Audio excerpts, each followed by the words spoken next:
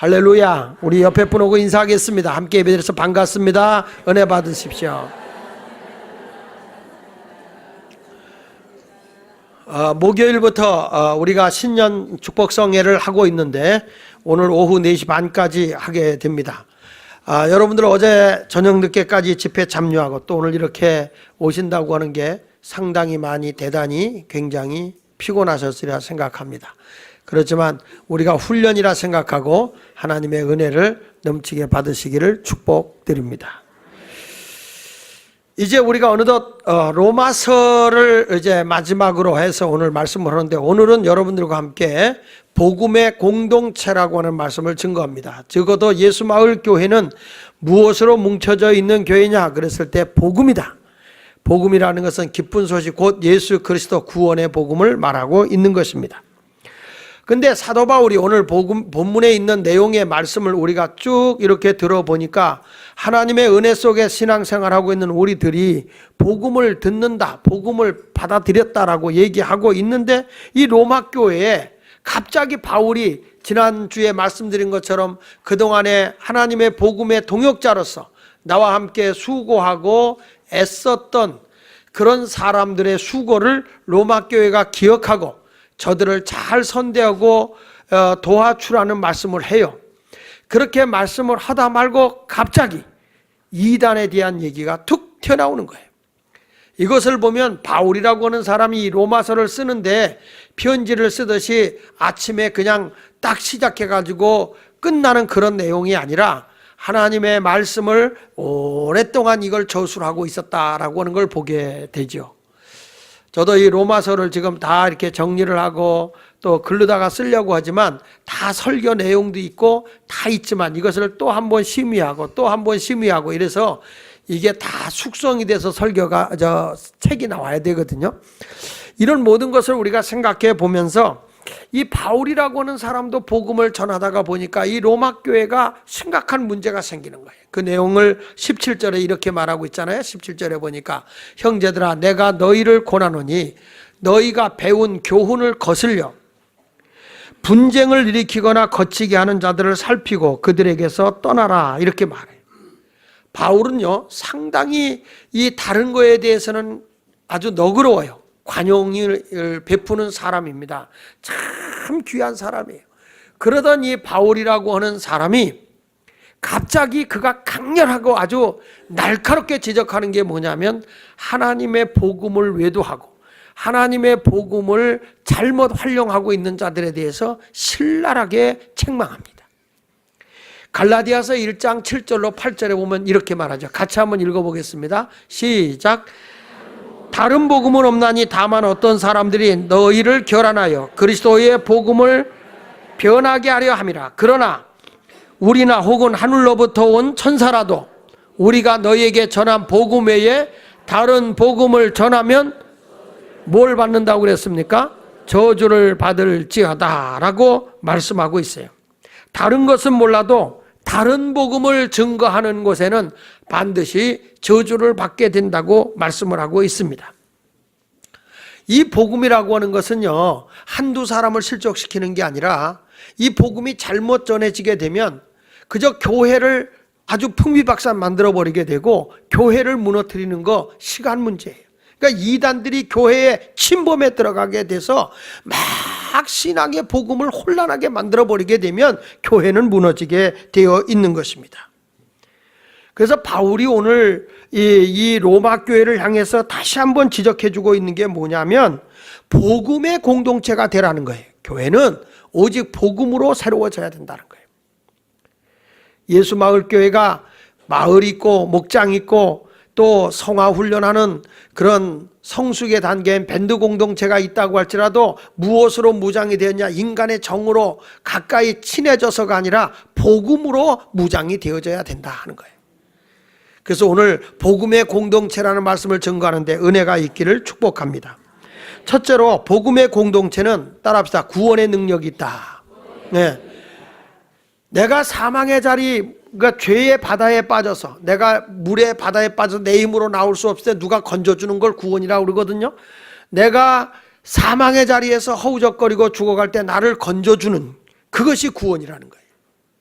무슨 대가를 바라고가 아니라 나는 살 길이 없었어요. 영원히 지옥에 갈 수밖에 없는데, 그런데 하나님의 은혜가 강권해서 나를 건져주는 것, 이걸 우리는 구원의 능력이라고 얘기를 합니다. 풍자적으로 그런 얘기가 있잖아요. 미국에서 그 한 강가에 하도 자살하는 사람이 많으니까 거기서 뭐라고 썼냐면 편말을 딱 써놨는데, 여기서 자살하려고 물에 뛰어든 사람, 허우적거리는 사람을 건져내면 바로 건져내는 사람은 500만 원을 주겠다. 그렇게 얘기를 했어요. 그 두 사람이 친구하고 같이 가다가, 야, 우리 여기서 500만 원 상금 받자. 우리 둘 중에 하나가 빠지자. 그리고 모르는 사람처럼 빠져갖고 허우적거리면 건져내는 사람이 500만 원 반 둘씩 나눠서 250만 원씩 나눠 가지면 되지 않겠냐. 아, 돈도 없는데 그게 얼마예요? 그래서 둘이, 그럼 누가 먼저 빠질 거냐? 그랬더니, 나는 수영을 잘 못하니까 내가 빠질게. 그럼 너는 수영을 잘하니까 네가 나를 건져낼 수 있지 않냐. 그래가지고 좋다. 그래가지고 수영 못하는 애가 빠졌어요. 막 뛰어들어갔어요. 수영을 못하고 막 허우적대는 거예요. 그런데 이 친구가 건져줄 생각을 안 해. 계속 보고 있는 거야. 그냥 물만 꾸역꾸역 먹다 막 허우적대다가 겨우 살아서 엉금엉금 기어나왔어요. 얼마나 화가 납니까? 그래서 친구의 멱살을 붙잡고, 야, 이 나쁜 놈아, 왜 나를 네가 건져주지 않고 인마, 어? 왜 그러냐 그랬더니, 야, 인마, 너 거기서 물을 더 먹고 죽었어야지, 자식아. 무슨 소리야? 여기 밑에 조그만 글씨 봐. 죽은 자를 살려낼 경우는 1억을 줌. 이렇게 나온 거예요. 그러니까 물을 먹어서 이제 다 죽어 있는 걸 막 인공호흡 시켜갖고 살려냈을 땐 1억을 받으니까 얘가 죽기를 기다리고 있었던 거예요. 여러분, 구원이라는 건 그런 것이 아니죠. 뭘 얻기 위해서, 무슨 상금을 받기 위해서 그런 것을 하는 것이 아닙니다. 여기 성경 로마서 1장 16절에 이렇게 바울은 말합니다. 다 같이 읽어봅니다. 시작. 내가 복음을 부끄러워하지 아니하노니 이 복음은 모든 믿는 자에게 구원을 주시는 하나님의 능력이 됨이라. 먼저는 유대인에게요, 그리고 헬라인에게다. 이렇게 말합니다. 믿는 자에게 구원을 줍니다. 예수 그리스도께서 나의 모든 허물과 죄를 위해서 십자가에 죽었다는 사실을 믿으면 하나님의 능력으로 나를 죄의 자리에서 건져주시고 사망의 자리에서 건져주시고 지옥의 백성을 천국의 백성으로 옮겨준다고 하는 이 말씀은 복음의 능력이고 하나님의 신비한 계시인 거예요. 오늘 본문 로마서 16장 25절에 보니까 이렇게 말합니다. 나의 복음과 예수 그리스도를 전파함은 영세 전부터 감추어졌다가, 이 구원의 복음은 구약시대 때 선지자들을 통해서 이렇게 제사장적인 의소를 가지고 계속 얘기를 하고 있었단 말이에요. 근데 요 구원의 내용은 감추어져 있던 거예요. 근데 이제는 뭐한가 됐다? 나타나신 바가 되었다. 보여줬다는 거예요. 뭐냐? 영원하신 하나님의 명을 따라 선지자들의 글로 말미암아 모든 민족이 믿어 순종하게 하시려고 알게 하신 바, 다 같이 그 신비의 계시를 따라 된 것이니 이 복음으로 너희를 능히 견고하게 하실 것이다. 여러분, 이 복음의 구원의 능력에는 신비한 하나님의 계시가 숨어져 있다는 거예요. 그럼 그 신비한 게 뭐냐 그랬을 때, 그 신비한 계시의 첫 번째가 뭔고 하니 십자가의 대속의 은혜입니다. 예수 그리스도께서 나의 허물과 죄를 위해서 십자가 위에서 죽잖아요. 근데 그 예수 그리스도의 십자가의 보혈의 피가 우리의 모든 죄를 다 씻어준다는 거예요. 구약시대 때는 이 양이나 송아지, 염소 이런 것들을 잡아서 자기 죄를 그 제물에다 안수해가지고, 하나님 내가 이런 죄를 범했습니다. 그러면 그 제물에 죄가 넘어가죠. 그러면 죄의 삭은 사망이기 때문에 그 짐승을 바깥에 끌고 가서 잡아 죽여요. 그래서 몸뚱아리 밖에서 불에 태워드리고 피는 성소로 가지고 들어가서 피를 7번 뿌리고 바를 때 그 피값으로 인해서 죄로 인해 하나님과 원수됐던 내가 화목하게 되는 것이 바로, 그게 칭의, 의롭다 칭해 주는 것이다, 이렇게 말하는 거거든요. 그러니까 구약시대 때는 짐승의 피로 내 죄가 용서받는 거예요. 성경 말씀 히브리서 9장 12절을 같이 읽어보면 여기 보시면 염소와 송아지 피로 아니야. 그러니까 구약시대 때는 염소와 송아지 필요했어요. 그게 제물이에요. 내 죄를 용서받기 위해서. 그런데 이제는 오직 자기 피로 그랬잖아요. 여기서 자기가 누구예요? 예수님이요. 그래서 세례 요한이 예수님을 보고 뭐라는 거 아니? 세상 죄를 지고 가는 하나님의 어린 양이다. 구약시대 때는 제물이 내 죄를 짊어졌지만은 신약에 와서는 예수 그리스도께서 내 죄를 짊어지시는 제물이 오셔서 십자가에 죽으신 거예요. 그래서 오직 자기 피로, 누구 피로? 예수의 피입니다. 자기 피라니까 또 오늘 자기 피를 이렇게 하는 게 아니라 예수 그리스도의 피로 영원한 속죄를 이루사 내 죄를 사해 줬다는 거예요. 그러면 짐승, 염소와 송아지 피로 내 죄가 용서받는 기간은 1년입니다. 매년마다 속죄의 제사를 드려야 돼요. 그런데 예수 피의 유효기간이 얼마라고 그랬어요? 그렇게 가볍게 영원 이러지 말고 좀 진지하게 흥원이요 이렇게 좀 해봐야지. 아니 얼마나 영원. 다시 한번 해보자면 짐승의 피의 유효기간은 뭘 또 그게 영원이야 이 동네는. 정신 차리세요. 정신 차려. 짐승의 피의 유효기간은 내 죄가 사해지는 기간은 1년이에요 그 1년마다 이런 피의 속죄 제사를 드려야 돼요. 근데 예수 피의 유효기간은 얼마라고 그랬어요? 영원은. 근데 이 영원이라고 하는 게 사람의 영원하고 하나님의 영원하고 다른 게 뭐냐면 사람의 영원이라는 건 수평적 시간이에요. 수평적 시간. 그래서 과거 현재 미래가 쭉 있어요. 쉽게 말하면 며느리가 기도하다가 식사 기도하다가 하나님 아버지 감사합니다 그러니까 수평적 시간으로 보니까 시아버지가 뭐라는 거 아니? 하나님 사두님 감사합니다 그러는 거예요. 며느리가 아버지라고 그러니까. 며느리의 아버지면 시아버지하고 무슨 관계? 사돈 관계. 이게 수평적 시간이라는 거예요. 수평적 시간. 근데 하나님의 시간은 수직적인 시간이에요. 그래서 히브리서 13장 8절에 보면 예수 그리스도는 어제나 오늘이나 영원토록 동일하신 분이에요. 동일선상에 계신 분이에요. 어제 하나님이 오늘의 하나님이에요. 어제 역사하신 하나님은 오늘도 살아서 그대로 역사하고 계시는 하나님이신 걸 믿어야 돼요. 그러니까 예수님께서 십자가의 그 골고다의 언덕에서 십자가에 달린 예수는 과거의 예수가 아니라 지금도 우리의 죄를 위해서는 십자가 위에서 보혈을 흘리고 있는 세상 죄를 지고 가는 하나님의 어린 양으로 계신 거예요. 그래서 내가 나의 모든 죄를 예수 앞에 고하면 내 죄를 짊어지시고 십자가에 죽은 예수가 바로 내 죄를 다 대속해 주는 거예요. 그게 십자가의 대속의 신비한 계시야. 이건 다른 데서 다른 방법으로 내 죄가 용서받는 게 아니에요. 불교처럼 내가 고행을 해서 죄값을 인과응보를 당하고 다 고행을 통해서 내가 죄값을 치러야 이 다음에 환생할 때에 선한 것으로 다시 환생한다는 자력의 종교가 아니에요. 기독교는 내가 아니라 타력의 종교, 은혜로 용서받는 거예요. 이게 바로 십자가의 대속의 은혜인 줄로 믿습니다. 이런 신비한 능력이 있기 때문에 바울이 뭐라는 거니? 나는 평생토록 십자가 외에는 자랑하지 않겠다라고 말하는 거예요. 성경 말씀 갈라디아서 6장 14절에 말합니다. 같이 읽어보겠습니다. 그러나 내게는 우리 주 예수 그리스도의 십자가 외에는 결코 자랑할 것이 없으니 그리스도로 말미암아 세상이 나를 대하여 십자가에 못 박히고 내가 또한 세상에 대하여 그러하니라. 여기 보니까 세상이 나를 대하여 십자가에 못 박혔다. 예수님이 십자가에 죽을 때 내 허물과 욕심의 사람, 죄의 사람이 다 같이 죽은 겁니다. 죽은 겁니다. 근데 이제 내가 예수 믿으면 나도 세상의 욕망과 세상의 죄악은 이제 십자가에 못 박혀 죽어야 된다는 거예요. 여러분, 내가 예수 안에서 옛사람이 죽어져서 새 사람이 됐으면은 이제는 옛 생활은 벗어나야 될 거 아닙니까? 누가 돌아가셨다고 그래서 영안실에 갔어요. 근데 죽은 사람이 걸어 다녀요. 요즘에 그런 영화가 많이 나와요. 좀비 아세요? 영혼 없는 시체들이 돌아다니는 거예요. 영혼이 없어. 이게 좀비들이 막 들끓고 있어요.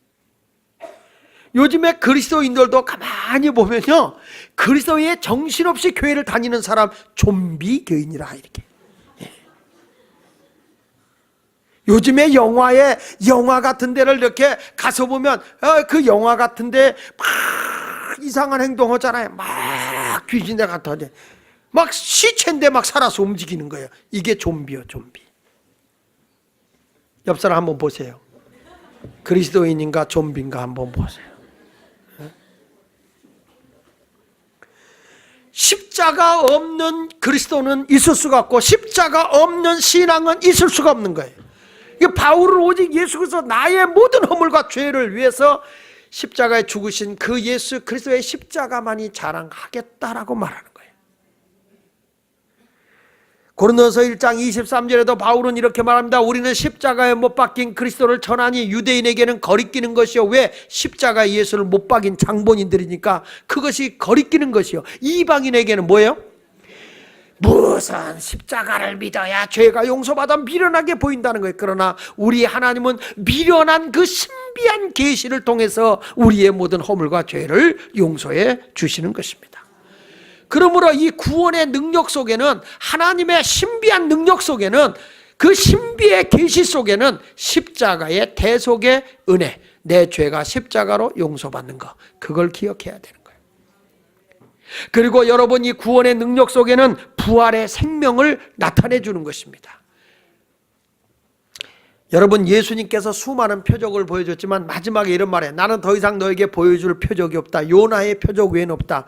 요나가 물고기 뱃속에 들어갔다 3일 만에 나온 것처럼 내가 너희 죄를 위해서 죽어서 땅속에 묻혀있다가 3일 만에 내가 나오는 부활의 생명, 그거 외에는 보여줄 것이 없다. 마태복음 12장 39절로 40절에 말씀합니다. 예수께서 대답하여 이르시되 악하고 음란한 세대가 표적을 구하나 선지자 요나의 표적밖에는 보일 표적이 없나니 요나가 밤낮 사흘 동안 큰 물고기 뱃속에 있었던 것 같이, 다 같이 인자도 밤낮 사흘 동안 땅속에 있으리라. 이게 뭐냐면 예수님이 죽어서 무덤에 갇혀 있었지만은 사흘 만에 부활한다는 걸 말하는 거예요.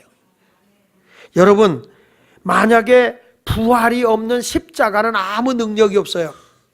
기독교는요, 부활의 생명의 능력이 없다면 기독교는 존재할 가치가 없는 것이에요. 죽음을 극복하고 생명을 준 거 아닙니까? 그래서 성경은 말합니다. 죽은 자는 죽은 자에게 맡겨라. 우리가 볼 때 숨이 걷어진 자가 죽은 자예요. 그런데 장례를 하나님은 뭐라고 그랬냐면, 예수님은 죽은 자에게 맡겨라. 여기서 주님이 보실 때 죽은 자는 뭐냐? 생명 대신 예수가 내 안에 없는 사람이 죽은 자예요. 여러분, 부부가 같이 살아도 예수 그리스도가 내 안에 없는 사람이면 죽은 자예요. 하나님이 보실 때. 나는 예수를 믿으니까 나는 살아있는 자예요. 지금 내 남편이 예수를 안 믿고 같이 살고 있어요. 하나님이 보실 때 뭡니까? 에? 송장이요, 송장. 송장과 함께 사는 여러분은 대단하신 분들이에요. 보통 배짱 있는 사람들이 아니에요. 그래서 우리는 전도해야 됩니다. 한 영혼도 다 구원해야 합니다. 우리가 예수가 생명이라고 하는 이유는, 여러분 알다시피 이 생명 있는 감자는 눈이 있어요. 눈이. 그 눈을 잘라서 땅속에다 묻어놓으면 감자가 썩어요. 근데 죽은 것 같지만 싹이 나서 생명이 존재하고 있어요. 여러분들도 죽으면 예수의 생명이 내 속에 있기 때문에 싹이 나서 하나님 보좌에 있어요. 근데 어느 날 돼서 감자 캘 때가 돼서 가보면 거기에 감자가 들어있어요. 그래서 우리가 주님이 오시는 보라 신랑이로다라고 오는 그날에 우리 몸이 썩지 않을 몸으로 다시 무덤이 열리고 다시 부활한다는 말이에요. 신비한 몸으로 변화된다는 거예요. 기독교는 부활의 종교예요. 생명의 종교고요. 고구마가 썩어요. 죽었어요. 죽은 겁니까? 생명의 줄기가 나 있어요. 근데 어느 날 때가 되니까 거기에 썩어 없어졌던 고구마가 잔뜩 들어있어. 말귀를 알아듣나 모르겠어요. 우리의 육체가 죽어 썩어져 없어진 것 같지만 우리의 줄기에 생명이 있어요. 그게 천국의 보좌에 가 있는 거예요. 그러다가 주님이 보라 신랑이다 하는 날 썩지 않을 몸으로 다시 살게 되는 역사가 일어난다는 거죠. 이게 신비한 하나님의 계시라는 거예요. 그래서 기독교는 무슨 종교냐? 부활의 종교다, 생명의 종교다. 그걸 잊지 않아야 할 줄로 믿습니다. 그리고 또 하나는 뭐냐? 예수님이 다시 오시는 그날에는 심판의 주로 오신다고 그랬어요. 성경 사도행전 10장 42절에 보니까 우리에게 명하사 백성에게 전도하되 하나님이 살아있는 자와 죽은 자의 재판장으로 정하신 자가 곧 이 사람인 것을 증언하게 하셨다. 마지막 때 주님이 재림하는 것은 심판하러 오시는 거예요. 내가 바로 살았는지 아니면 심판하러 오는 거예요. 2000년 전에 오셨을 때는 우리를 구원하러 오신 구원의 하나님. 그래서 지금이 뭐야? 은혜 받을 만한 때요, 구원의 날이로다. 지금은 예수만 믿으면 구원받아. 그러나 예수님이 보라 신랑이로다 그리고 오시는 그날은, 그때는 나 믿을게요. 안 돼. 그때는 심판이야. 구원이냐 멸망이냐, 천국이냐 지옥이냐, 복이냐 사망이냐. 그래서 우리가 지금 이 시대의 구원의 날에 열심히 기도하고 전도하고 협력하고 물질로 봉사해서라도 전도에 열심히 있는 그런 사역을 하는 것이 영적인 사역인 줄로 믿습니다. 그래서 우리가 제일 먼저 교회 공동체는 뭐냐? 구원의 능력의 공동체다. 이런 복음으로 모여있는 예수마을교회 성도가 되시기를 바랍니다. 두 번째 바울이 부탁하는 건 뭐냐 하면은, 따라합시다. 복음의 공동체는 영적 분별력이 확실해야 된다. 예, 이게 진짜 복음인지 가짜 복음인지, 이게 2단인지 3단인지 분명히 구별을 해야 되는데 17절에 보니까 이렇게 말한다고요. 시작. 형제들아, 내가 너희를 권하노니 너희가 배운 교훈을 거스려 분쟁을 일으키거나 거치게 하는 자들을 살피고 그들에게서 떠나라는 거예요. 바울은 성도를 미혹하는 자들을 경계하라고 강하게 로마 교회를 향해서 정말 마지막으로 부탁을 하는 거예요. 여러분, 여기 보니까 배운 교훈을 거스려, 지금까지 내가 배웠던 걸 막 혼미하게 만들고 거스리게 해요. 우린 그렇게 안 배웠는데 그가 틀린 것 같아. 그런데 넘어가지 마세요. 그리고 어떤 분이 와서 그런다, 2단에 넘어가가지고 하는 얘기가 듣도 보도 못한 말씀이라고. 이게 잘못된 거예요. 여러분, 지금까지 잘 들었던 말씀하고 엉뚱한 다른 복음이 전해지거든. 이거 잘못됐구나. 기독교의 2000년 역사에 수많은 신학을 공부하고 연구하고 영성 있고 수많은 사람이 말씀을 연구했던 분들이에요. 근데 들어보지도 못한 말씀, 그러니까 자기 복음으로 가는 거예요. 아주 궤변을 가지고 말씀을 전한다. 궤변. 희한하게 우리를 혼미하게 해가지고 교회를 어지럽힌다는 거예요. 그러니까 여러분들 이렇게 가가지고 지금까지 신앙생활 편안하게 잘했는데 자꾸 주의 복음을 거슬리게 한다. 내가 지금까지 배운 교훈을 자꾸 거슬려서 잘못된 것처럼 얘기하는 것도 있거든. 그게 잘못된 거예요.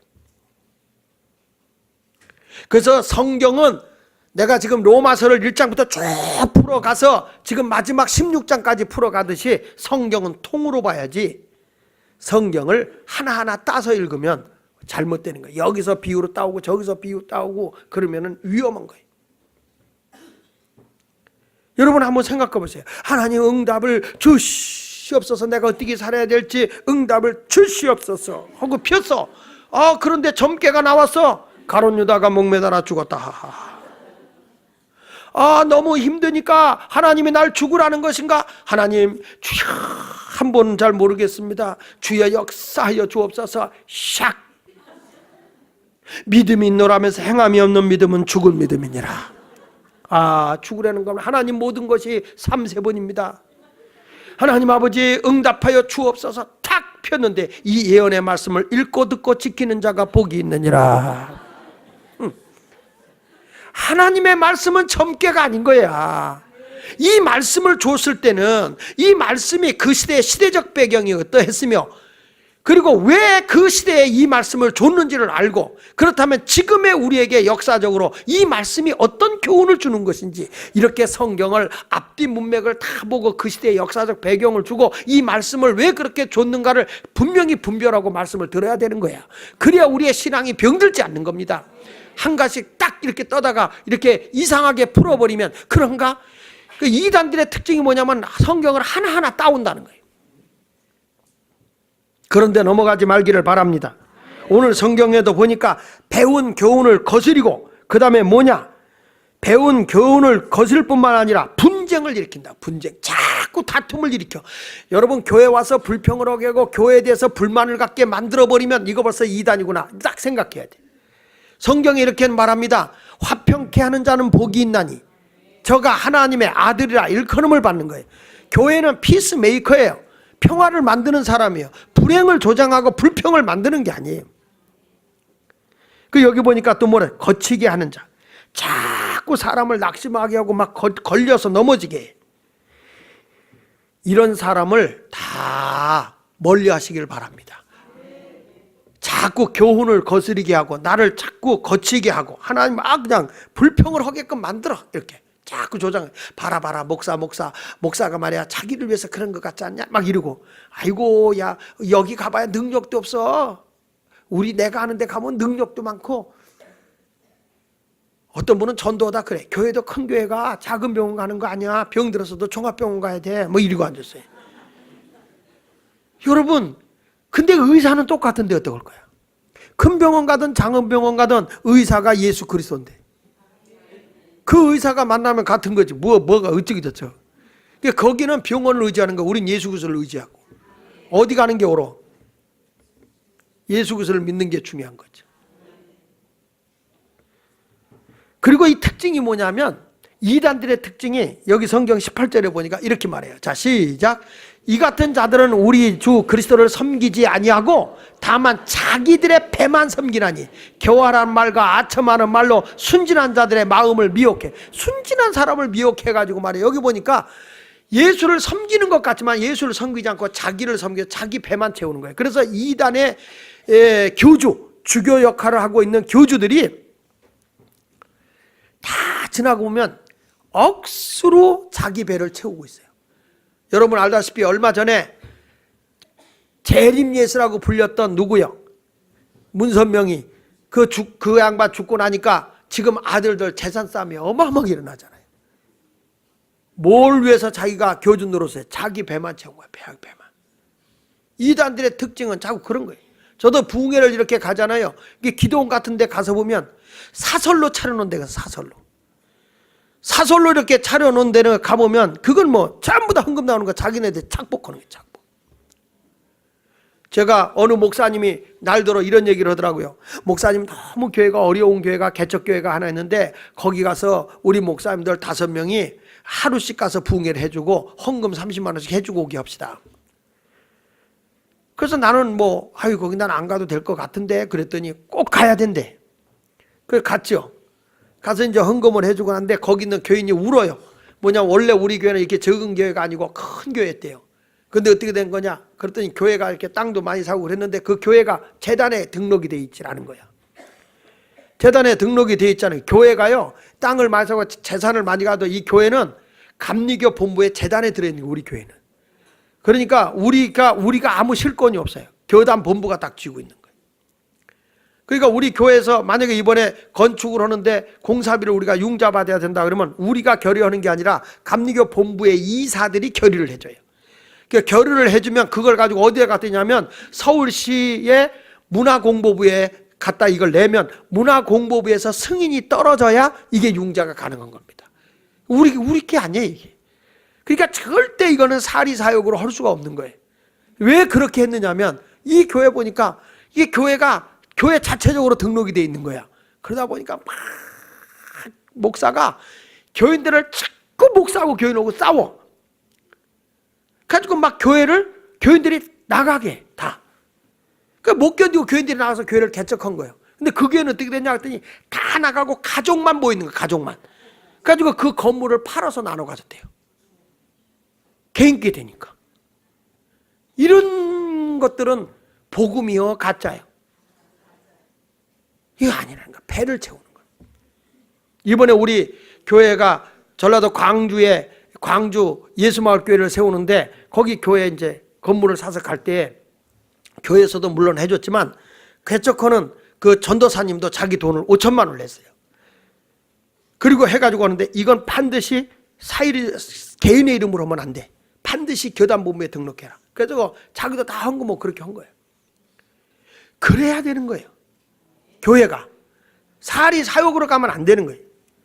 제가 어느 기도원에 집회를 갑니다. 가서 이렇게 보면은 헌금을 다 그 원장이 착복하는 데가 있어요. 내가 보니까 이거 사리사욕으로 해서 교회를 이용하는 데가 참 많더라고. 부자들이 그렇게 많아. 개인으로 기도하는 사람들이. 기가 찬 거예요. 기가 차. 이번에도 우리가 교회 건축하는데 레미콘 회사하고 보증을 서야 된대. 담임 목사 보증을 서야 되는데 뭐 보증서는 어차피 나는 교회에서 뭐 은행 받을 때 다 보증서인데 어차피 빚쟁인데 뭐 그랬더니 그게 아니라 목사님의 재산이 들어가야 돼. 목사가 재산이 어딨냐. 그러니까 거기 있는 소장이 그러는 거예요. 목사님 집 가지고 있는 건데 목사가 집이 어딨냐. 난 쫓겨나면 그냥 머리 둘 곳이 없느니라. 근데 그분이 깜짝 놀래. 소장이 뭐라고 하면 자기는 여러 교회를 접었는데 목사님 이름으로 지급되는 데는 처음 봤대. 그게 뭐 잘못된 거지. 처음 본 게 아니라 꼭 이상한 교회만 가서 지은 거지, 인간들이. 그런 목사들은 난 수두로 거기 보는데. 자기 사리 사욕을 위해 살면 안 돼. 아멘?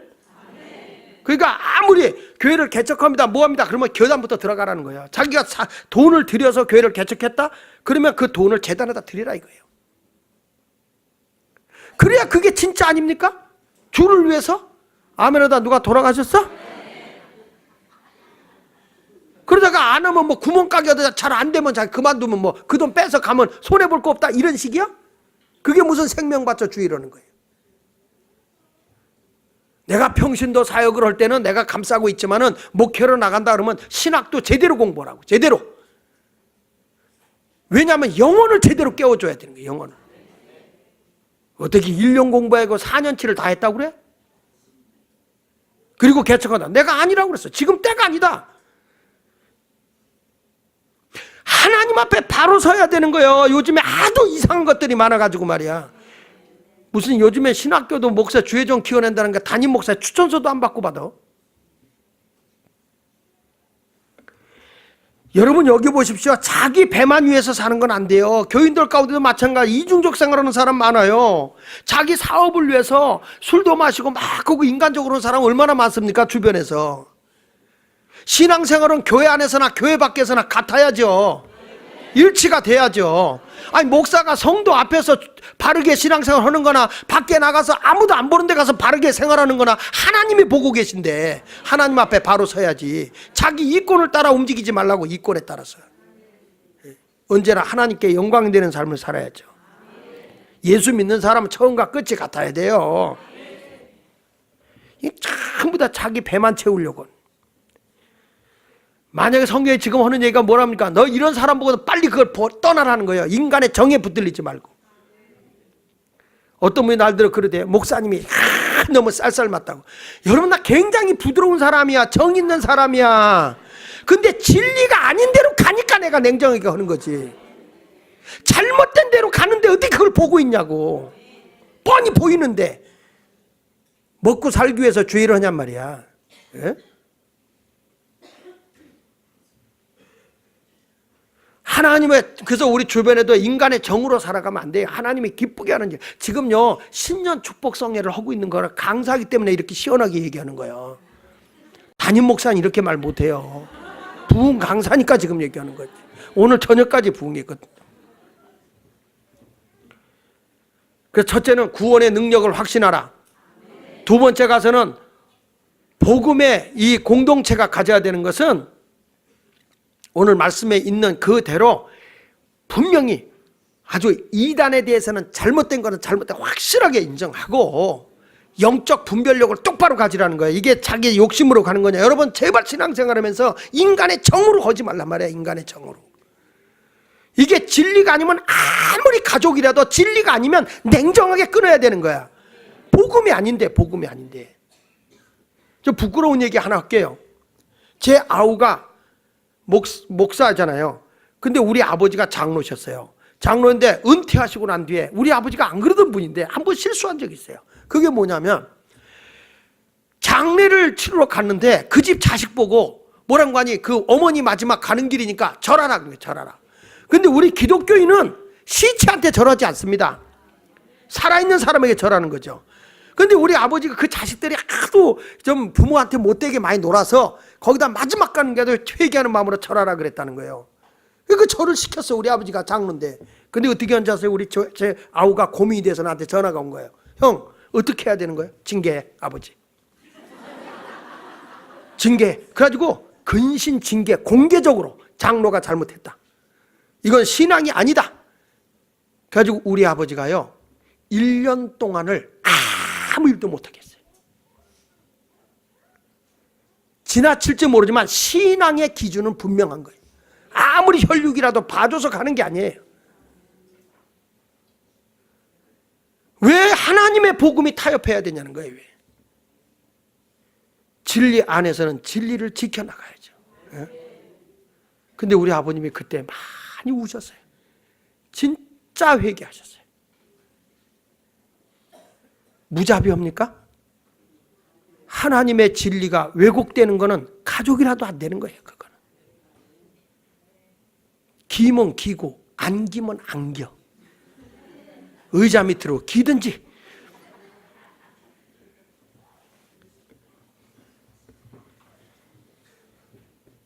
난 다른 거는 다 용납을 해요. 근데 진리가 아닌 거에 대해서는 정말 내 목에 칼이 들어와도 그건 용서 못해. 복음의 공동체, 마지막으로 복음의 공동체는 따라합시다. 복음의 순종함으로 성도의 의무를 다해야 된다. 자, 19절부터 20절을 봅시다. 19절부터 20절 시작. 너희의 순종함이 모든 사람에게 들린지라.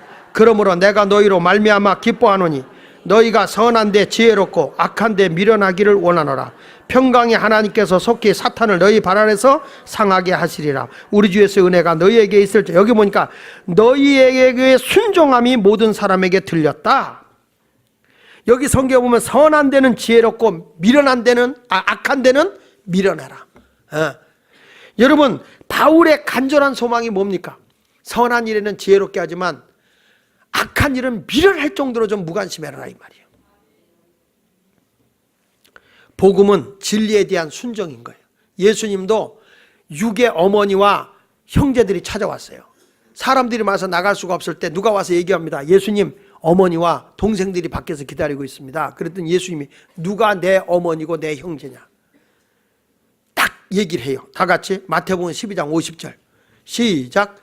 누구든지 하늘에 계신 내 아버지의 뜻대로 하는 자가 내 형제여 자매여 어머니니라.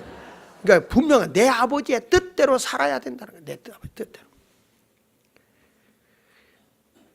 할렐루야. 네, 우리 교회도 양철이 장로님이 이제 신학을 마치고 전도사가 돼서 다음 주부터 개청 예배를 드린다는 거예요. 그러나 내가 한 가지 소원하는 거는 교단 가입을 해라. 꼭 그 자기가 앞으로 들어갈 장로교회니까 장로교회 가입을 하고, 그리고 그 임대 얻은 거를 장로교 교단에 등록을 시켜라. 그렇게 해라. 그래야 그게 하나님 앞에 합당한 거예요. 그렇지 않으면 나 안 갑니다. 그건 하나님 보시기에 합당한 거 아니에요. 나도 교회를 개척하고 했을 때 결혼했다고 아버지가 방 얻어준 거 200만, 그때 200만 원이면 꽤 나가는 거야. 200만 원 방 얻어준 거, 그거 교회에다 바로 드려버렸어요. 하나님을 위해서 사는 거야. 하나님이. 너 쫓겨나면 뭐가 되냐? 뭐가 되긴. 주의 종으로 가면 하나님이 먹이고 하나님이 입히는 거지. 무엇을 먹을까 입을까 마실까 굶어 죽을까 봐. 난 먹을 거 없을 때 감단했어요. 신방 가면 다 먹을 거 해결됐어요. 신방 가면 먹을 거 없다, 신방 가자. 그 시간에 가는 거죠. 오죽 하면 교인이 하도 나를 괴롭히는 교인이 목사님이 생활비 그 5만 원 주는 거 갖고 말이야, 재정부장이 무슨 강아지 새끼 먹이 주는 거야. 안 받는다고. 내가 뭐 그거 받으려고 뭐 겨는지 아냐고. 안 받는다고. 안 받으면 살겠어요? 죽으면 숨겨져? 그러면서 복음 전하면서 여러분 나는 안 받습니다. 내가 굶어 죽었거들랑. 순견지 아세요? 그러니까 교인들이 불쌍하다고 뒤로 갖다 주는 게 더 많더라야. 죽고자 하면 살고 살고자 하면 죽는 거야. 그냥 나는 잠자리가 없어서 너무 힘들 때는 제단에 엎어서 자는 거죠. 뭐 엎어 있으면 주님이 알아서 다 해결해 주는데요. 아멘. 여러분, 그래서 바울이 지금 하는 얘기입니다. 제발 부탁한다. 내 아버지의 뜻대로 행해야 된다. 그 여러분 복음에 순종하는 사람이 공동체인데 그게 성도의 의무가 있어요. 저는 성경을 보면서 내가 성도로서 바르게 살잖아요. 성도에게 주어지는 복음의 복이 세 가지가 있더라고. 이 뭔가 내가 성도로 바르게 살잖아요. 첫째는 뭘 주냐면 거수권의 복이 있더라. 거수권이 뭐냐? 해보겠습니다. 손을 들면 하나님이 이루어져요. 모세가 손을 들고 기도하면 전쟁터에 나간 여호수아가 이기는 거예요. 손이 내려가면 지는 거예요. 이게 뭐냐면 여러분들이 어떤 일, 제가 하겠습니다. 제가 감당할 수 있는 능력을 하나님이 주는 거예요. 이게 거수권의 복이요. 안 됩니다. 못하는 사람은 하나님이 역사하지 않아. 그 힘든 걸 제가 하겠습니다. 그래 보세요. 승리하게 해주시죠. 이게 성도에게 주는 하나님의 거수권의 복이요. 부정적인 손은 들지 말자. 긍정의 손을 들자. 아멘입니까? 두 번째 뭐냐면 따라서 발언권의 복이 있다. 그게 무슨 말? 내가 말하면 이루어져. 이게 발언권의 복이요. 성경 말씀 마가복음 11장 23절을 보니까 내가 진실로 너에게는 누구든지 이 산도로 들려 바다에 옮겨져라 해도 내 말하는 것이, 내가 말하는 것이 이루어질 줄 믿고 마음에 의심하지 아니하면 그대로 되리라. 그러면서 25절에 이렇게 말하는 거예요. 그러므로 24절에 그러므로 내가 너에게 말하노니 무엇이든지 기도하고 구하는 것은 받은 줄로 믿어라. 그리하면 그대로 되리라. 믿으시면 아멘 하세요. 자, 너무 멋있어. 베드로도 주는 그리스도시여 살아계신 하나님의 아들입니다. 발언권을 분명하게 하니까, 정체성 있는 말을 똑바로 하니까 뭐라고 얘기해요? 내가 너에게 천국 열쇠를 준다. 여러분, 우리 말은요 그대로 이루어지는 능력이 있어요. 믿음으로 말하세요. 믿음으로. 여리고성이 무너졌다 외치니까 여리고성이 무너지더라고요. 그래서 이 복음적인 믿음을 갖는 사람에게는 엄청난 능력이 있는데 모든 일 할 때 그냥 긍정적으로 하겠습니다 이렇게 하세요. 그러면 감당하게 해주세요. 입으로 자꾸 긍정에 말하고 됩니다. 할 수 있습니다. 그러면 할 수 있는 거예요. 그 다음에 뭘 주느냐? 따라서 결의권의 복. 따라서 결의. 내가 다짐한다 이거예요. 내가 마음을 굳게 다짐한다. 결의했어. 내가 이렇게 하려. 결의권을 딱 갖잖아요. 그러면 하나님이 벌써 마음만 먹어도 생각만 해도 이루어 주셔. 에베소 3장 20절에 보니까 우리의 온갖 구하는 것이나 생각하는 것에 넘치게 하신다고 그랬거든. 저는 목회하면서 그런 경험을 많이 했어요. 아, 이런 일이 있었으면 좋겠다 생각하는데 이루어져.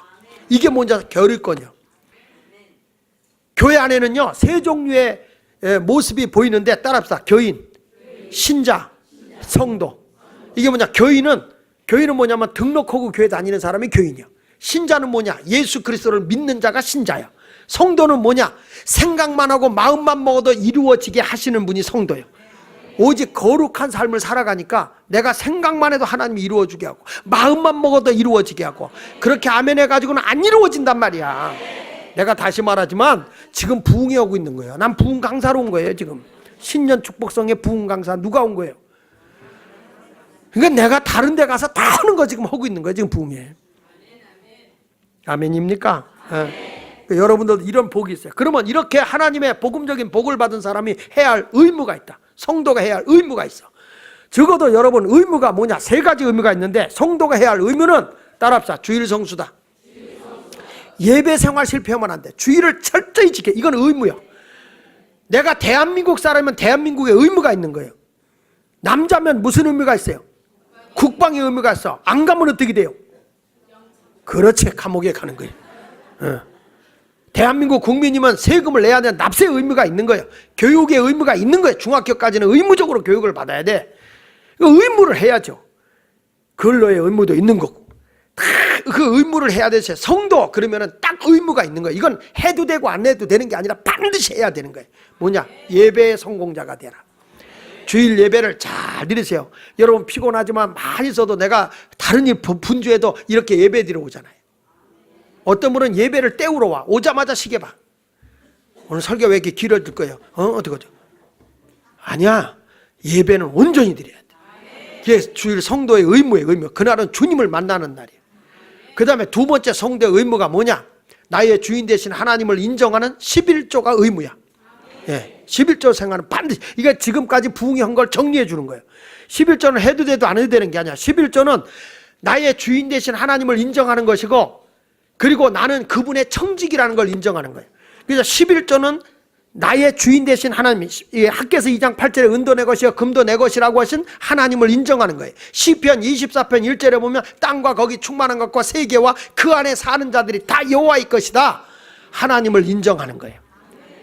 그러면 여러분의 부는 11조에서 부자 되는 게 아니라 10의 9, 청지기로서 물질 관리를 잘하면 거기서 부자가 되는 거고, 10의 1조는 나의 주인이 하나님이라는 신앙의 고백이기 때문에 내 이름이 하늘나라 생명록에 기록되는 믿음의 표현인 거야. 그래서 11조는 반드시 이거는 그리스도인이면 해야 돼. 이 부흥 강사나 되니까 이렇게 시원하게 얘기하지, 개교의 목사는 이런 얘기를 못해요. 왜냐하면 자꾸 시험 들기 때문에. 위대한 신앙의 복을 받은 아브라함이라든지 이삭이라든지 야곱이라든지 이런 사람은 다 11조를 해요. 왜냐하면 이 11조라는 게 나의 주인이 하나님 됨을 고백하는 신앙의 표현이기 때문에. 이건 의무입니다. 의무. 마틴 루터는, 종교개혁자 마틴 루터는 이런 말을 써요. 성도는 세 가지를 회심해야 된다. 회개해야 된다. 그 회심이 뭐냐? 첫째는 가슴이 회심해야 된다. 내 가슴을 찢어가면서 잘못 살아온 걸 회개해야 된다. 두 번째는 정신이 회심해야 된다. 정신이 내가 회개해야 된다. 사람이요, 교회는 다녀요. 회심을 해서. 그런데 삶의 변화가 일어나지 않아. 왜? 정신력이 회개하지 않으면 흐리멍텅한 삶을 살아요. 방황하던 사람들이요, 예수 제대로 만나고 회심하잖아. 정신이 팍 들어버려요. 예수 정신, 십자가 정신. 아, 내가 이렇게 살아서는 안 되겠다. 팍 거기서 하는 거예요. 우리 교회 강성구 권사님이 되셨지만 이렇게 보면 지금 청장년 회장까지 되신 분이에요. 근데 이분이 예수 만나기 전에 늘 술로 살던 분이요, 감옥에도 들락날락 갔던 분이요, 우리 정기로 권사님 면회까지 갔었어. 근데 이분이 예수 딱 만나고 나니까 정신까지 회심하니까 싹 변화가 일어났는데, 만나기만 하면 날들어 그 얘기하더라고. 목사님, 우리 정기로 권사님이 나한테 얘기해 주는 거예요. 만나기만 하면 그 얘기를 하는데, 내가 변화되니까 가정이 편안하더라. 내가 변화되니까 온 집안이 편안하더라. 이게 뭐냐? 정신이 바뀌는 거예요. 그러니까 새벽 기도 끝나고 일찍부터 일을 하고 열심히, 옛날에 그러지 않던 사람이 변화가 일어나는 거예요. 정신이 회심하는 거예요. 그 다음에 뭐가 회심해야 되냐? 돈 지갑이 회심해야 된다 그랬어요. 여러분, 돈 버는 게 힘든 게 아니라요, 돈을 바로 쓰는 게 더 힘든 거예요. 사기쳐서 돈 벌어서 되겠습니까? 어떤 분이 그랬대잖아요. 세계적으로 자기가 나름대로 쓰리꾼이라고 생각한 거예요. 자기를 따라올 자가 없다고 한 거예요. 그러던 어느 날 쓰리하고 전모에다 넣은 걸 누가 쓰리에서 내리는 거예요. 자기는 세계적인 쓰리꾼인 줄 알았는데 자기 걸 쓰리에 가는 저 여자는 세계적인 여인인 거예요. 그래가지고 뛰쳐내려가서 결혼했냐고 물어봤더니 안 했다는 거예요. 그래가지고 나도 결혼 안 했어요. 우리 둘이 결혼해가지고 우리 자손들을 글로벌적 쓰리꾼을 만들자. 네. 이 글로벌이라고 하는 거는 반성문이라고 그래요. 글로 벌 받는다. 그래서 글로벌이라는 거는 반성문이라고 누가 나한테 일러주더라고요. 요즘 애들이 그런 데잖아요. 물이 뭐냐? 그랬더니 셀프요. 그랬대잖아요. 딱 식당에 가니까 물은 셀프입니다. 그래 놓으니까 물은 뭐냐? 셀프. 그랬다는데 기가 차죠? 그러니까 여러분, 돈 지갑이 회개해야 그게 진짜 회개인 거예요. 근데 이 사람은 이제 그렇게 해가지고 쓰리 해가지고서 우리 같이 살자. 그래가지고 둘이 결혼을 한 거야. 애를 낳는데 애가 정상적으로 태어났는데 손이 오그라져 붙어 있는 거예요. 그래서 쓰리를 할 수 있어요? 못하게 됐지. 그래서 이 아이의 손을 떼어주게 하는 사람은 푸짐한 상을 준다. 근데 어느 날 이렇게 부모들을 알고 있는 심리학자가, 범죄 심리학자가 딱 보니까 이 애가 범상치라는 거예요. 그래서 그 애기 눈에다가 비싼 다이아를 이렇게 흔들었대요. 근데 그걸 잡으려고 손 확 피더라는 거예요. 그 피는 순간에 보니까 얘가 태어나면서 엄마 목걸이를 쓰리에서 쥐고 있는 거더라는 거예요. 믿거나 말거나.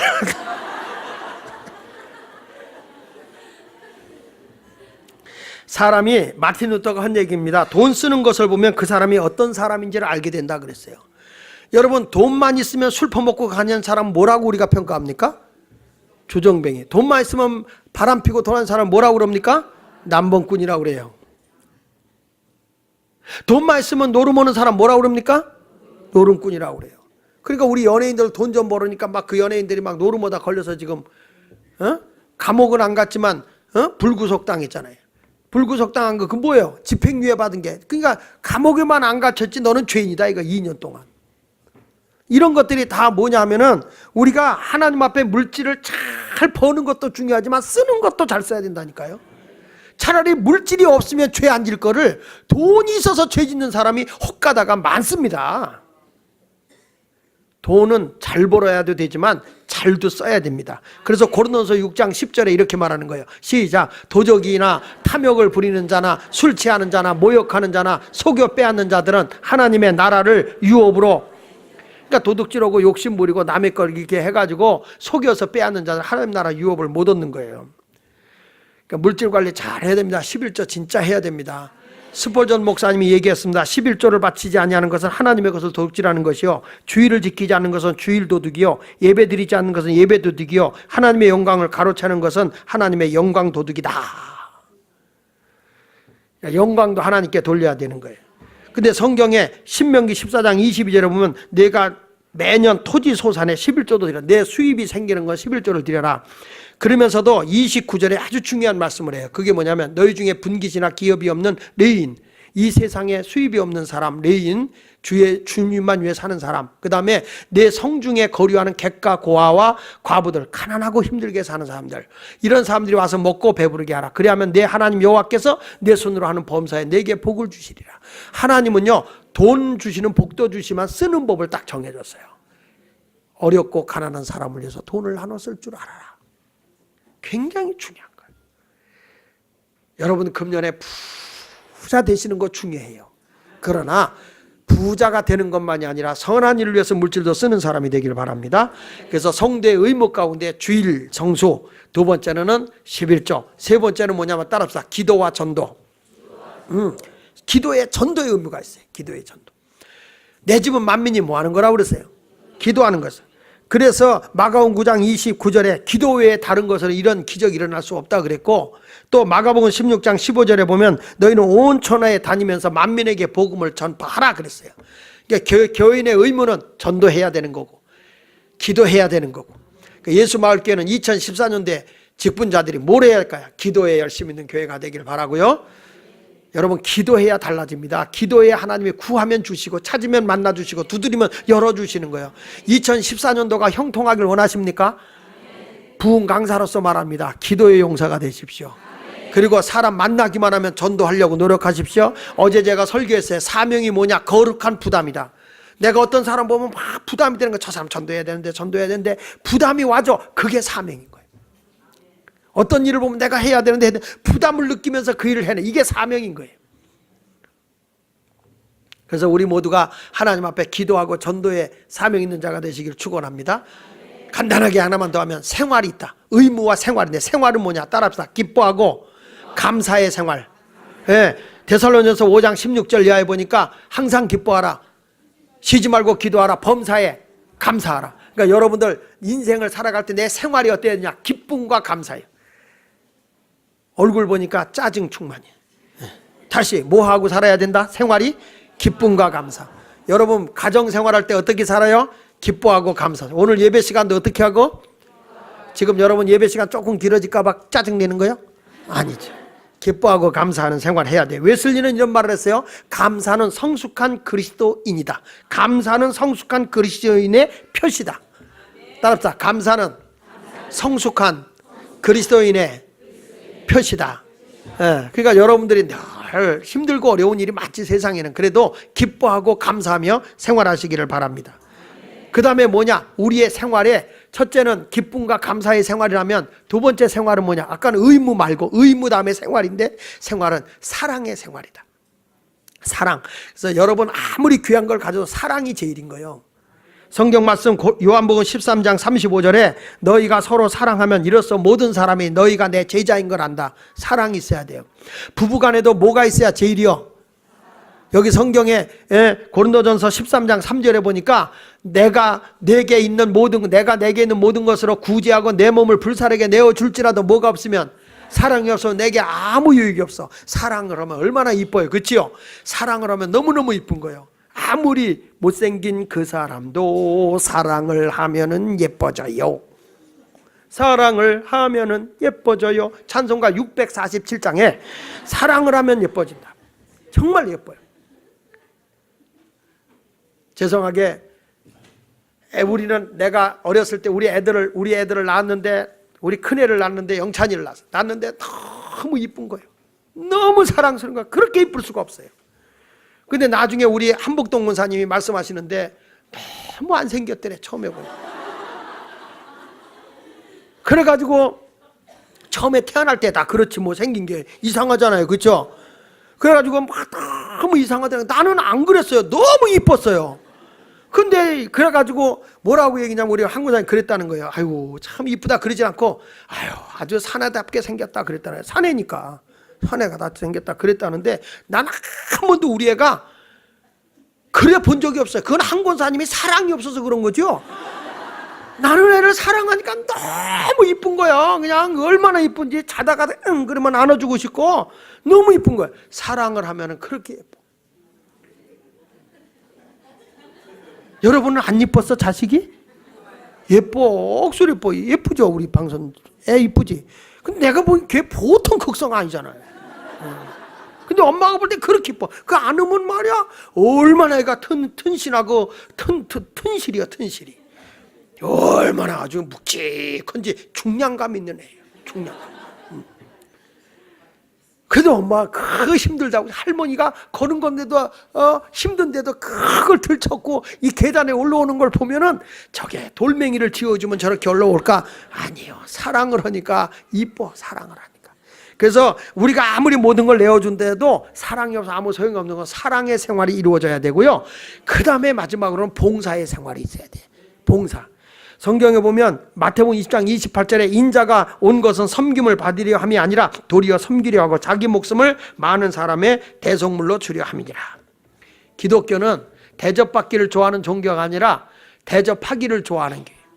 여러분, 봉사라면 내가 사는 길입니다. 유명한 헨리 포드라는 분은 이런 얘기했어요. 봉사를 주로 하는 사업은 번영하고 이익을 주로 하는 사업은 쇠퇴한다. 그러니까 기업을 하더라도 내가 사회에 환원하고 사회에 복지하고 모든 걸 할 수 있게 이렇게 자꾸 내놓으려고 하는 데는 이게 번성하게 돼 있어요. 요즘엔 그래서 이미지 산업이 성공하네. 이미지가 좋아야 돼. 어느 기업은 참 선한 일인데 이런 이미지가 부각되는 데는 점점 발전합니다. 두고 보십시오. 앞으로 물건 살 때 어디가 선한 일 한다 그러면 SNS로다가 전부 다 카톡이나 뭐 이런 걸로 다 알려줍니다. 어느 회사가 좋은 회사다, 어느 물건이 좋은 물건이다, 이런 선한 일 한다. 그러면 그 물건을 막 사는 거예요. 어느 회사 거 불매운동 일어나면 그냥 그거 안 팔리고 그냥 하루아침에 망할 수도 있는 거예요. 이제 시대가 그렇게 바뀌어진 거예요. 교회도 이제는 이미지 목회라고 합니다. 교회도 이미지. 이 이미지가 좋아야 되는 거예요. 여러분들 이미지 좋아하니까 오늘부터 무슨 뭐 쌍꺼풀 수술하고 이런 이미지가 아니에요. 교회는 봉사의 이미지가 있어야 됩니다. 우리가 내일 우리 교회가 서울역에 나가서 노숙인들을 위해서 사회개명들 밥을 이렇게 주게 돼 있는데 오늘 이제 국사 안고 막 그러거든요. 그러니까 여러분들 시간 내면 내일 좀 같이 나가셔서 밥도 좀 퍼주고 그러면 좋을 것 같아요. 밥 먹으러 오라면 아멘 안 했겠어요? 이렇게 나누면서 이렇게 봉사 생활하는 것은 굉장히 중요해요. 내일 시간 낼 수 있는 분 한번 손 들어보세요. 네, 남자분들도 여자분들도 다 노숙인들이 나쁜 사람 아니에요. 생존 경쟁 속에서 밀려난 거예요. 착해가지고. 그래서 일거리가 없어서 그들한테 그 노숙자 생활한 거지. 여러분이 아직 노숙자가 되지 않았다는 것은 그만큼 악한 거예요. 그들과 싸워서 이겼기 때문에 그래도 버티는 거고, 저 사람들은 못 이기니까 밀려난 거고. 여러분, 사르밧 여인 보세요. 마지막 먹을 걸로 봉사했더니 흉년이 끝날 때까지 양식이 떨어지지 않는 기적을 이루어요. 이게 하나님의 법칙이에요. 2014년도에 우리 교회가 멀티 크리스찬이 되셔서 한 가지만 하는 게 아니라 교회 여러 가지 다양한 봉사 사역에 동참하셔서 하나님의 영광을 드러내는 성도가 되시기를 축원합니다. 27절 보십시오. 시작. 지혜로우신 하나님께 예수 그리스도로 말미암아 영광이 세세 무궁토록 있을지어다. 여러분 하나님께 예수 그리스도로 말미암아 영광이 세세 무궁토록 있기를 원하는데 여러분의 봉사가 하나님께 영광이 되기를 원합니다. 그래서 마지막에 로마서 제일 끝에 나오는 게 아멘 이렇게 나오는 거예요. 나의 삶이 하나님께 영광이 되고 기쁨이 되는 그런 삶을 살아가시길 주의 이름으로 축원합니다. 2014년도 제가 부흥회를 하면서 신년 부흥회를 하면서 총정리를 지금 했습니다.